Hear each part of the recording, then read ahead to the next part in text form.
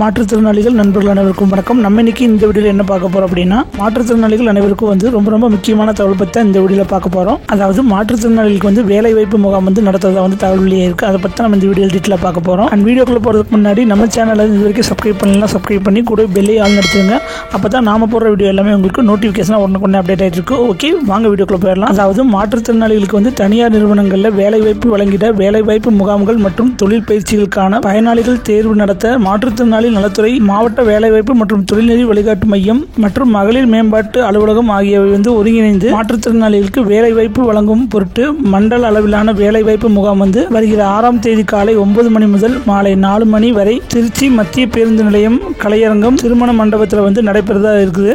மேலும் திருச்சி, தஞ்சாவூர், அரியலூர், பெரம்பலூர், நாகப்பட்டினம், திருவாரூர், மயிலாடுதுறை மற்றும் கடலூர் ஆகிய மாவட்டங்களில் உள்ள மாற்றுத்திறனாளிகளுக்கு தனியார் வேலைவாய்ப்பு வழங்குவதற்கான ஏற்பாடு செய்யப்பட்டுள்ளது. மேற்படி மாற்றுத்திறனாளிகள் உரிய ஆவணங்களான மாற்றுத்திறனாளிகளுக்கான தேசிய அடையாள அட்டை, தனித்துவமான அடையாள அட்டை, யூடிஐடி கார்டு மற்றும் ஆதார் அட்டை, கல்விச் சான்று ஆகியவற்றின் நகல்கள், பாஸ்போர்ட் அளவுக்கு புகைப்படம், மேலும் பணி அனுபவ சான்று, அதாவது வேற பக்கம் எங்கேயும் வேலை செஞ்சிருந்தீங்கன்னா அதோட அனுபவ சான்றும் மற்றும் தன் விவரம் குறிப்பு பயோடேட்டா ஆகியவற்றுடன் முகாமில் நடைபெறும் நாளில் நேரில் பதிவு செய்து பயன்பெறலாம்னு தகவல் வெளியிட்டிருக்காங்க.